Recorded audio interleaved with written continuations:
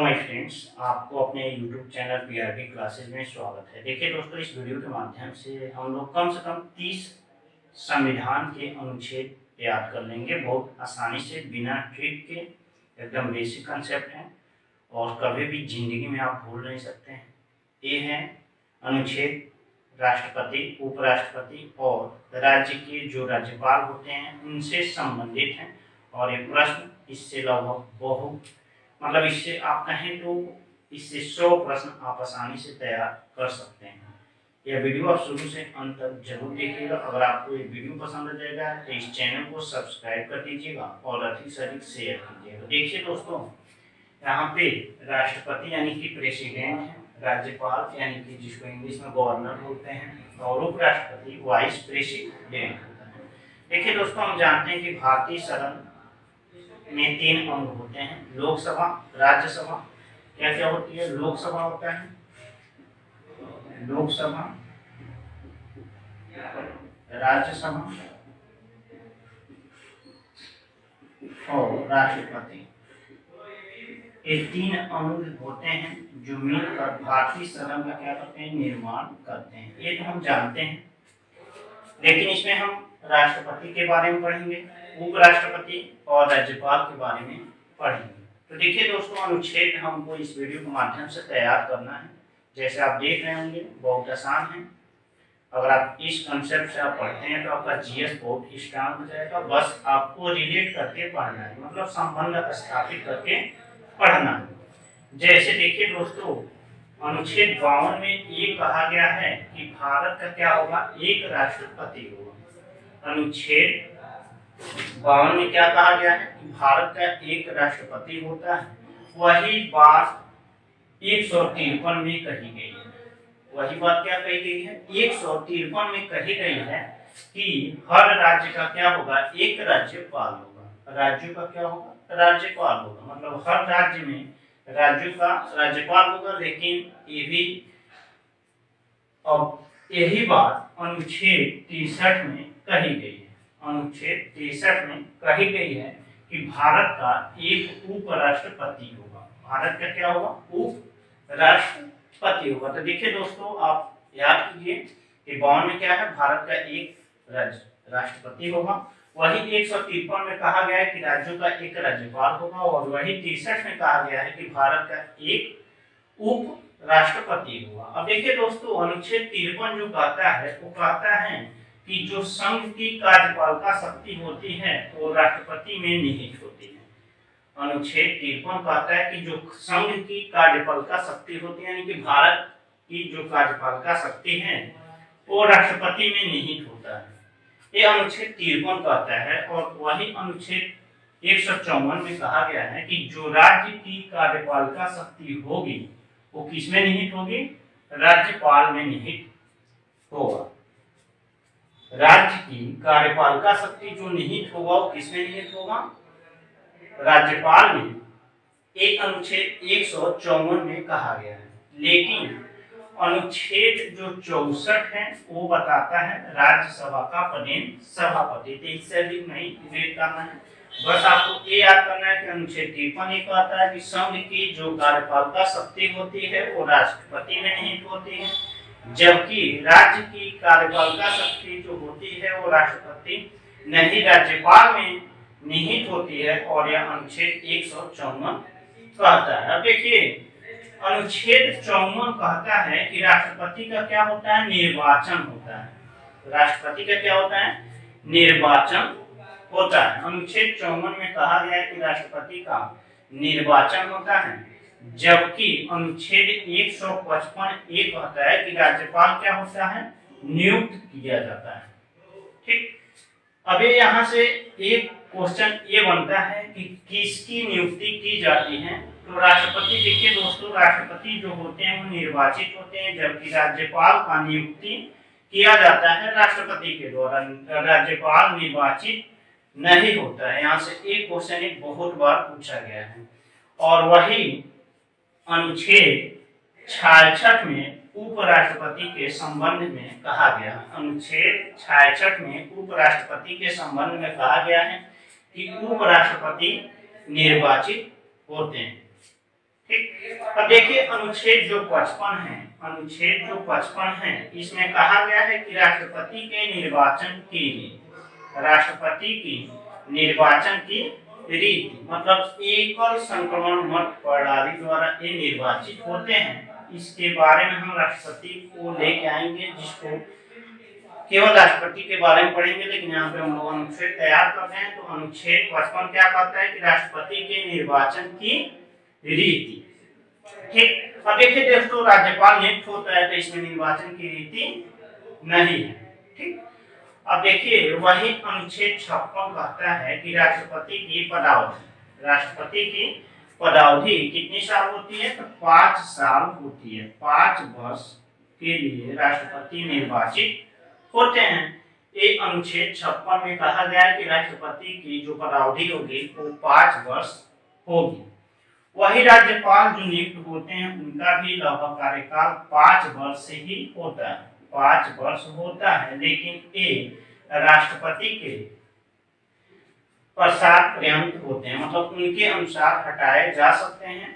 ठीक, तो राज्यपाल की पदावधि 156 में कही गई है कि 156 के अनुसार राज्यपाल की जो पद की अवधि होती है वो 5 वर्ष होती है। और वही अनुच्छेद 67 में उपराष्ट्रपति के संबंध में कहा गया है। उपराष्ट्रपति के संबंध में कहा गया है कि जो उपराष्ट्रपति का कार्यकाल होता है वो कितना होता है, 5 वर्ष होता है। तो ये तीनों का कार्यकाल 5 वर्ष होता है, चाहे राष्ट्रपति हो, चाहे राज्यपाल हो, चाहे उपराष्ट्रपति हो। राज्यपाल की जो पदावधि वो 56 अनुच्छेद में है, 156 में राज्यपाल की पदावधि है और 67 में उपराष्ट्रपति के बारे में बताया गया है। अब देखिए दोस्तों, अनुच्छेद जो 57 कहता है, अनुच्छेद 57 ये कहता है कि पुनर्निर्वाचन के लिए पात्रता, यानी कि राष्ट्रपति को पुनर्निर्वाचित होने के लिए वो पात्र होंगे कि नहीं होंगे, ये अनुच्छेद 57 में कहा गया है। ठीक, अनुच्छेद 57 में यही बात कही गई है राष्ट्रपति के बारे में, जबकि राज्यपाल नियुक्त होते हैं और उपराष्ट्रपति के बारे में कुछ नहीं कहा गया है। अब देखिए अनुच्छेद जो 58 है, अनुच्छेद 58 ये कहता है कि राष्ट्रपति की नियुक्ति निर्वाचक, मतलब राष्ट्रपति क्या होते हैं, निर्वाचित होते हैं, तो उनकी योग्यता के बारे में बताई गई है अनुच्छेद 58 में कि राष्ट्रपति निर्वाचित होने के लिए, राष्ट्रपति को निर्वाचित होने के लिए क्या क्या योग्यता चाहिए। जैसे उनको भारत का नागरिक होना चाहिए, कम से कम उनकी आयु 35 वर्ष तक पूरी होनी चाहिए, लोकसभा या राज्यसभा का सदस्य बनने की योग्यता रखते हैं, ये उनका अर्हता है, योग्यता है, मतलब इनको उनकी इतने उनकी अर्हता होती है, पागल या दिवालिया नहीं होना चाहिए। वही बात 157 में राज्यपाल के बारे में कहा गया है। 157 में राज्यपाल के योग्यता मतलब नियुक्त होने के लिए उनकी योग्यता क्या होनी चाहिए। ठीक, अब देखिए दोस्तों, अनुच्छेद जो 59 कहता है कि पद के लिए शर्त, मतलब इनकी पद की कुछ शर्तें होती हैं। ठीक, इनकी पद की क्या होती हैं, कुछ शर्त होती हैं। वैसे ही 158 में राज्यपाल की पद के लिए शर्त है। ठीक, राज्यपाल के लिए पद के लिए शर्त है। ठीक, अब देखिए अनुच्छेद 60 ये कहता है कि राष्ट्रपति द्वारा शपथ या प्रतिज्ञा। अब देखिए जो राष्ट्रपति, अगर पूछा जाता है कि राष्ट्रपति किस अनुच्छेद के तहत शपथ लेते हैं, तो राष्ट्रपति अनुच्छेद 60 के तहत, अनुच्छेद 60 के द्वारा राष्ट्रपति शपथ लेते हैं। ठीक, और वही बात 159 में राज्यपाल के बारे में बताया गया है कि राज्यपाल 159 के द्वारा शपथ लेते हैं। और वही बात 69 में उपराष्ट्रपति के बारे में बताया गया है। उपराष्ट्रपति के बारे में बताया गया है कि 69 के अनुसार उपराष्ट्रपति शपथ लेंगे, 159 के अनुसार राज्यपाल शपथ लेंगे और 60 के अनुसार राष्ट्रपति शपथ लेते हैं। अब देखिए दोस्तों, राष्ट्रपति को शपथ कौन दिलाता है? तो राष्ट्रपति को भारत का जो उच्चतम न्यायालय है उसका मुख्य न्यायाधीश इनको शपथ दिलाता है, ठीक। और वही राज्यपाल को कौन शपथ दिलाता है? तो शपथ उच्च न्यायालय की, मतलब जिस राज्य के हो रहे हैं उच्च न्यायालय के मुख्य न्यायाधीश दिलाता है। अब देखिए दोस्तों, ये कहा गया है अनुच्छेद 61 में कि राष्ट्रपति को हटाने के लिए उन पर महाभियोग चलाने की प्रक्रिया, यानी कि राष्ट्रपति को हटाने के लिए उन पर महाभियोग चलाया जाता है। महाभियोग एक प्रक्रिया होती है, मतलब महाभियोग चलाने के लिए राष्ट्रपति को 14 दिन पहले उनको सूचना दी जाती है, ठीक।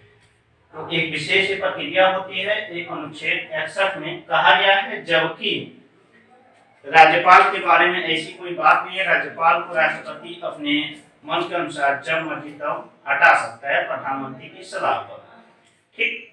ऐसे ही अनुच्छेद 62 में कहा गया है कि पद की रिक्ति को भरने के लिए, ठीक, यानी कि राष्ट्रपति का अगर पद खाली हो जाता है तो उसको भरने की जो प्रक्रिया होती है वो अनुच्छेद 62 में कहा गया है। और वही अनुच्छेद 68 में उपराष्ट्रपति के बारे में कहा गया है। अब देखिए दोस्तों, अनुच्छेद जो 70 कहता है अन्य आकस्मिकताओं में राष्ट्रपति की कृत्यों का निर्वहन, मतलब और कोई आकस्मिक यानी आपातकाल बात हो जाती है तो राष्ट्रपति के ऊपर होता है कि वो आपातकाल लगाएंगे कि नहीं लगाएंगे। अपने मन से लगा सकते हैं, फिर से सदन से पास कराना होता है। तो अनुच्छेद 70 में कहा गया है। और वही बात 160 अनुच्छेद में राज्य के जो राज्यपाल होते हैं उनके बारे में कहा गया है कि राज्य में अगर कोई आपातकाल घोषणा करना हो तो राज्यपाल के ऊपर निर्भर करता है। अनुच्छेद 160 कहता है। अब देखिए दोस्तों, 171 में कहा गया है कि राष्ट्रपति या उपराष्ट्रपति के निर्वाचन संबंधित विषय, मतलब अगर कोई भी निर्वाचित होते समय अगर कोई मामला फंस जाता है तो अनुच्छेद 71 ये कहता है कि राष्ट्रपति या उपराष्ट्रपति के निर्वाचन संबंधित विषय, मतलब इसमें ये कहा गया है कोई भी मामला होती है तो अनुच्छेद 71 के तहत आएगा, ठीक।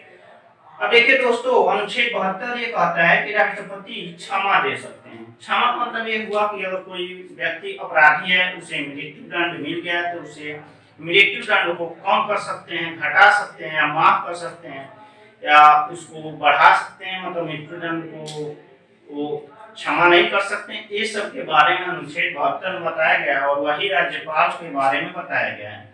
एक नोट प्रश्न ये पूछता है कि मृत्यु दंड राज्यपाल माफ नहीं कर सकते। मृत्यु दंड राज्यपाल क्या कर सकते हैं? माफ नहीं कर सकते हैं। अब देखिए दोस्तों, अनुच्छेद 73 ये कहता है कि संघ की कार्यपालिका शक्ति का विस्तार, संघ की कार्यपालिका शक्ति का अगर विस्तार करना होगा तो राष्ट्रपति 173 के मतलब केवल 73 के अनुसार, अनुच्छेद 73 के अनुसार राष्ट्रपति जो है कार्यपालिका संघ की जो कार्यपालिका शक्ति है उसका विस्तार कर सकते हैं। और वही 162 अनुच्छेद के तहत राज्य का कार्यपालिका शक्ति का अगर विस्तार करना होगा तो राज्यपाल करेंगे, अनुच्छेद 162 के अनुसार, ठीक।